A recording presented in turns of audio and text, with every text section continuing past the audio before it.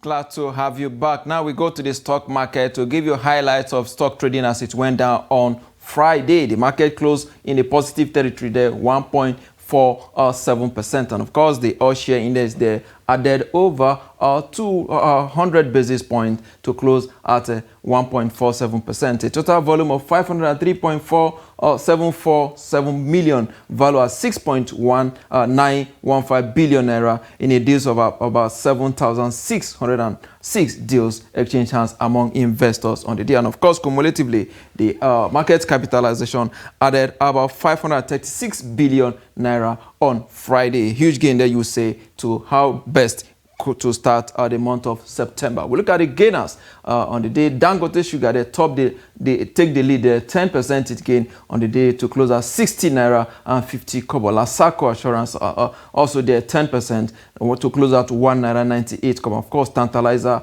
also closing 10% as well to close at 33 kobo per share on the day. We look at the losing side. We have the like of Prestige, of course, Assurance as well. So it lost 8.70% on the day to close at 42 kobo per share. GlaxoSmith, one company that is about to exit Nigeria after 51 years of operations, they lost 6.47%.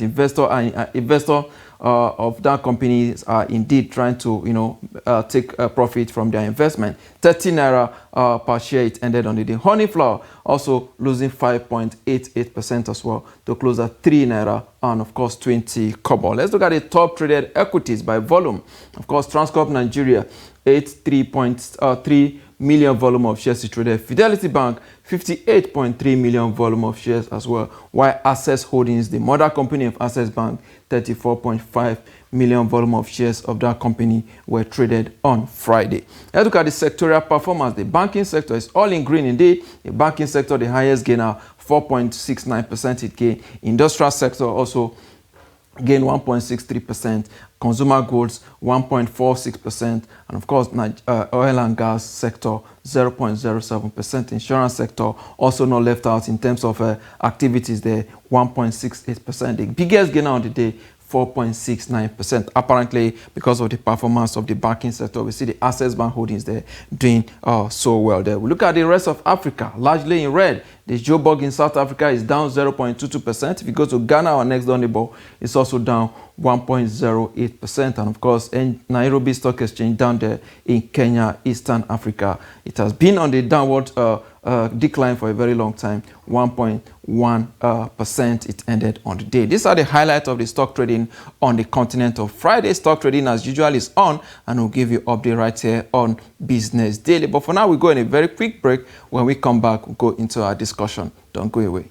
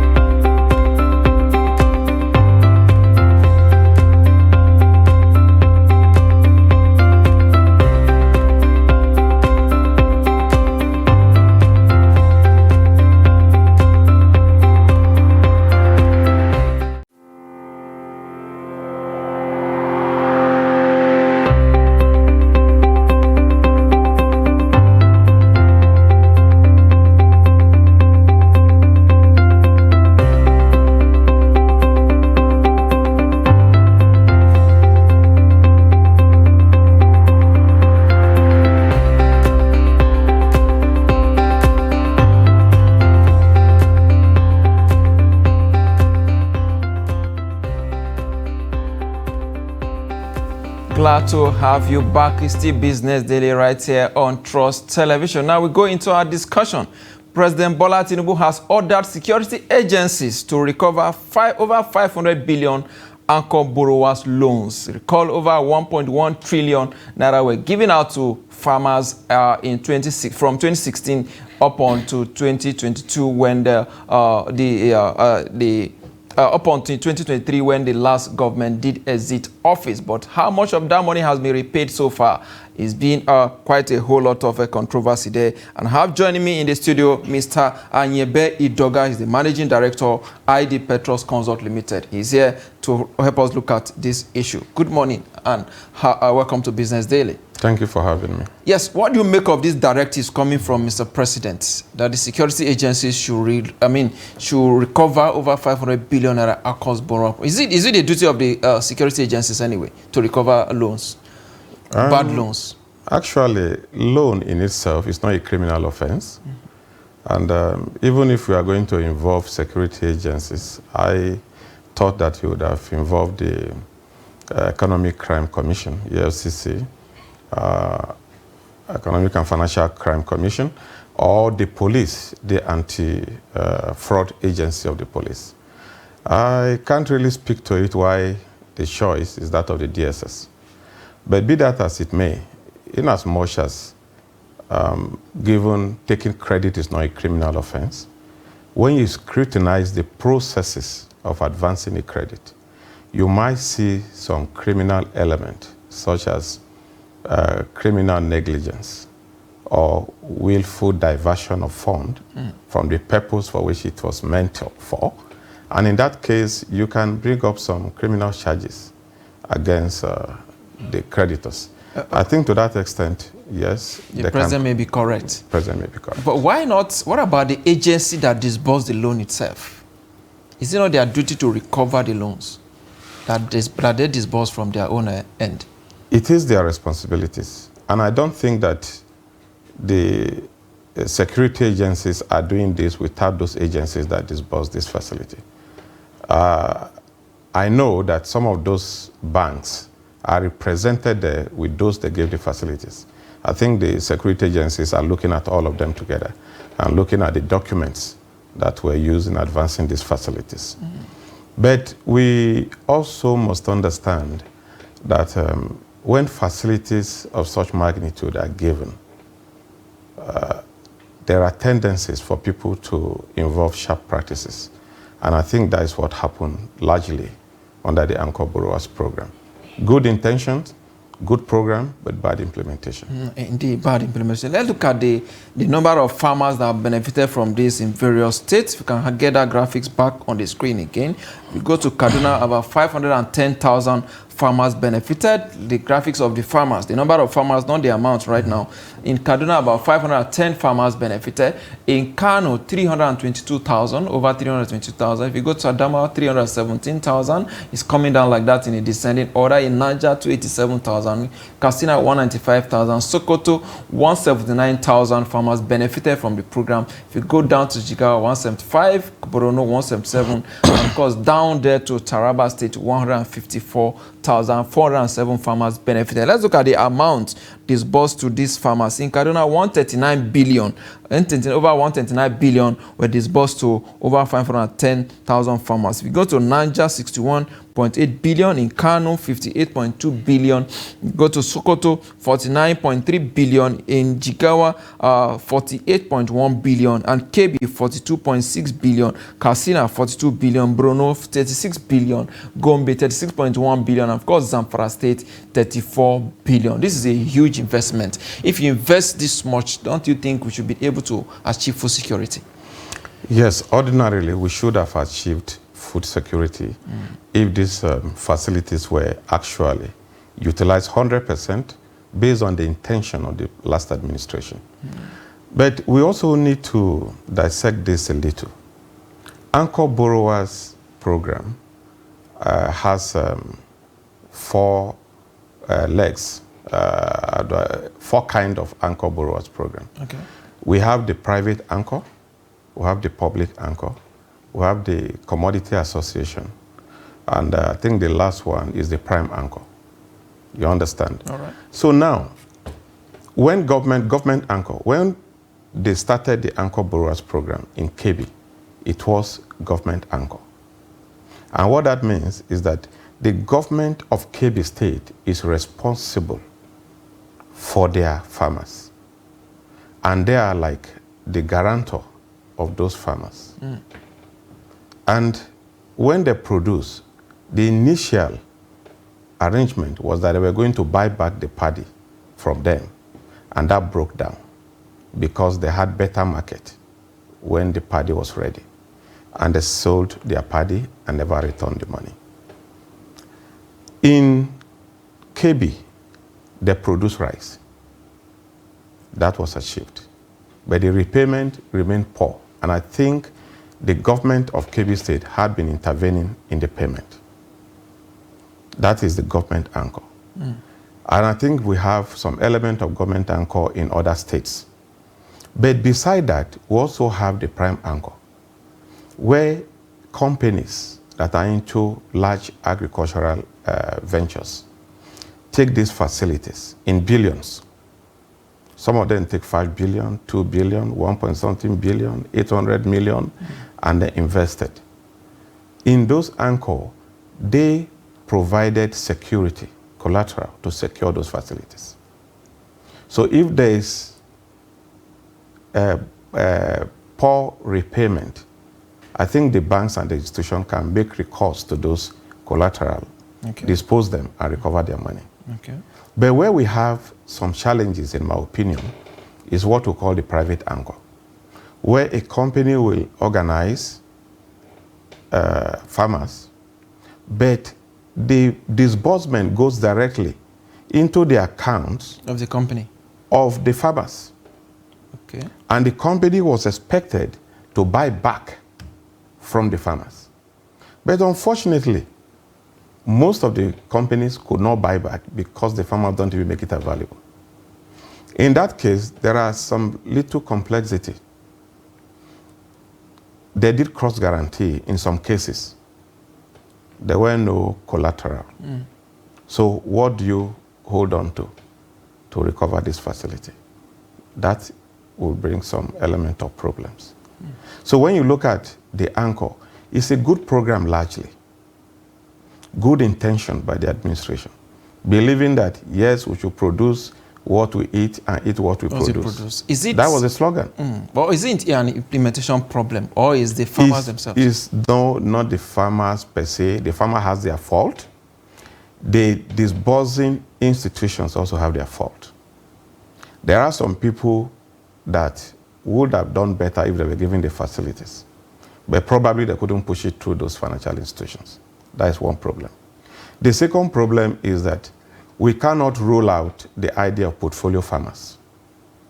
When you begin to introduce prime anchor, you begin to introduce this private anchor, some people were essentially more interested in selling the input than in buying up the output.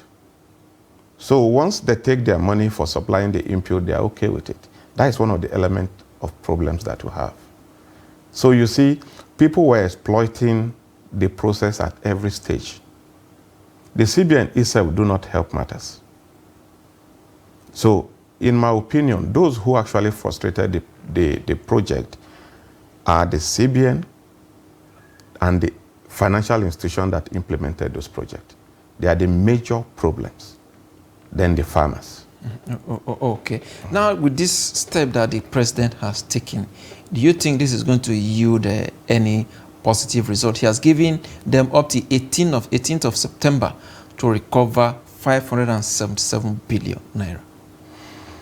Well, I did loan recovery and loan administration for a long time, and giving such a marching order will not be a straitjacket thing.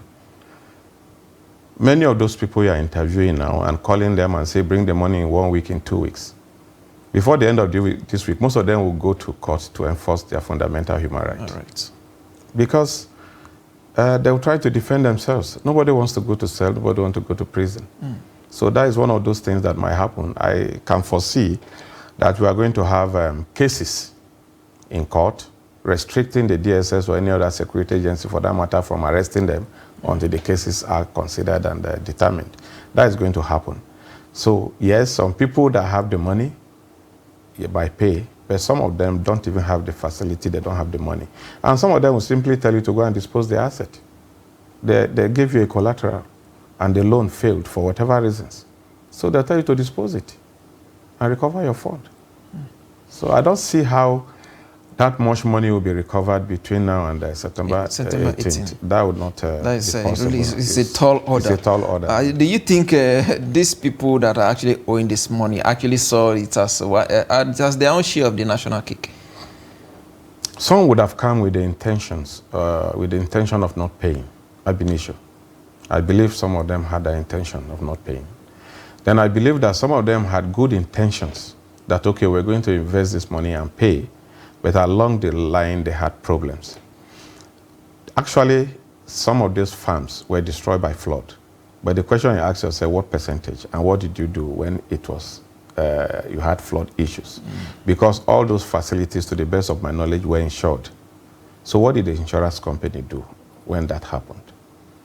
And if the insurance company had addressed the issue of flood, then why didn't you go back to farm? And I think federal government at the time even intervened when those floods happened. So what did you do with that intervention? So these are the questions to ask. I believe that it is better to ask questions and treat every case on its merit than given a blanket order and say before 18th of September pay. I don't think that will work. Exactly. Another issue again to also look at is the level of literacy of these farmers. Many of them are not even literate enough to understand that these loans are meant to be paid back. Who do you win and who in that situation? These farmers we are talking about are not illiterate. A farmer that took 1 billion, 2 billion is not an illiterate. And many of these people are leaders in their own right. Maybe some take it on behalf of... Some of them have... Maybe some take it on behalf of the peasant farmers. Some, like the prime anchors, took it for their farm. They had mega farms. You understand? Then some took it, like the private anchor, they took it on behalf of the peasant farmers. But one thing we must understand is when we talk about being literate, you can't be an illiterate in the trade that you have done all your life. That you can't speak English does not mean that you're an illiterate.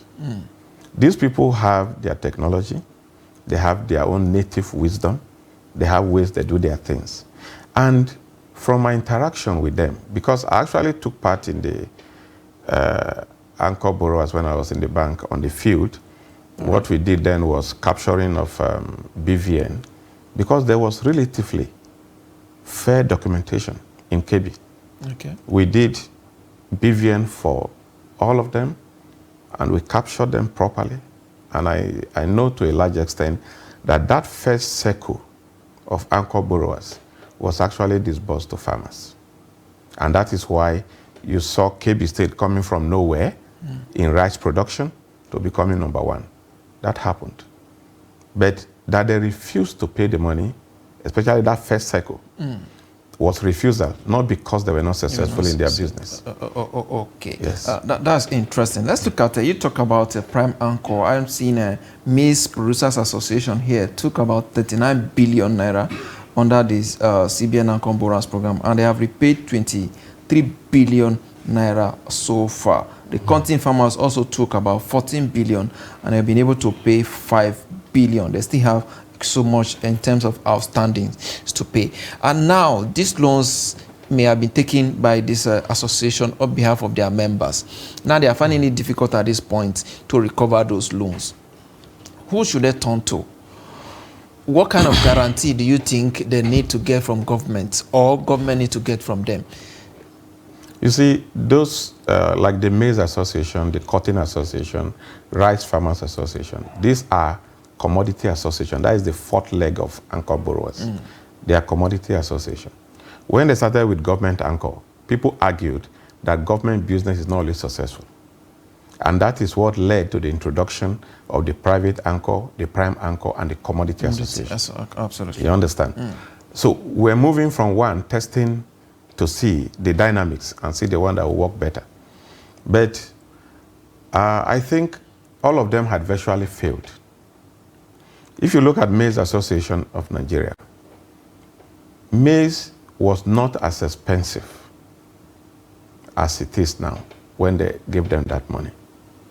We saw some substantial production and increase in production of rice.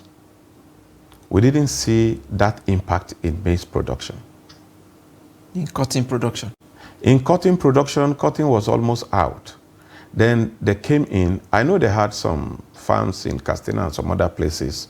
But this community association, largely, why they are failing is because I think their leaders, to a large extent, do not do their due diligence. What do I mean by that? You see, as a commodity association, it is always advisable for you to have at least 2-3 layers of consultants to manage your affairs. They don't have. They do things themselves because sometimes they might not want to do the way you want them, or even if they bring in consultant, there are people that they can now say, do this, and they'll do it the way they want it, not the way that it should be done. You understand? That is one of the challenges we are having. Most of these community associations, I don't think they gave the financial institution any collateral. Maybe they might give in some, but in majority of those loans we're talking about, they don't give. Wow. What they did was cross-guaranteeing, and the guarantee of the executive. Even if you sell most of these executives, you sell all their assets and everything, it cannot liquidate even 10% of those facilities. So what do you intend to do? So I think what they should do is go back to their members and try to see what they can get from them. But I don't see how that is going to be very possible. Wow, that's quite a whole lot. Now let's begin as we wrap up. Now let's begin to look at how this program can be restructured for future benefits. When according to the revelation we are also getting is that commercial banks diverted 255 billion naira of the money out of the money. So how do you think this program can be restructured for future? You see, the way the program is just to add 1 or 2 things and it will still function. But even the way we are producing, our major problem in agriculture now is to mechanize agriculture. There is one group that is not mentioned here because they were not given facility, the All Farmers Progressive Association. Absolutely. They have a document, because I consult for them, called Agreement, which explain how we can mechanize agriculture in Nigeria. If such document is implemented alongside with modify government and prime anchor, eliminate to a large extent commodity association. Let the commodity association organize their members and come under the government anchor and provide some level of security for the facility. Then let the prime anchor that have their farms take the prime anchor facility and invest it on their farm. But the financial institution should include monitoring and evaluation and do what we call phase disbursement. If you now said, okay, you want to produce 1,000 hectares of maize, of land to maize, what we should do as financial institution is, first of all, prepare your land. We'll give you facility for that. You prepare it, we inspect it. You want seed, we'll give you money for seed. Absolutely. You want labor, we'll give you money for labor. So that at least we are sure that that facility is invested in the soil. I think when we do that, we'll get results. We'll be able to get the desired result. I must thank you, Mr. Anyebe Idoga, Managing Director, Petrus Consult Limited, for your time on Business Daily. We appreciate the insight you gave on this show today. Thank you so much. Thank you for having me. All right. And with that is a wrap on the show today. We'll be back tomorrow, Tuesday. I am Yusuf Akogun.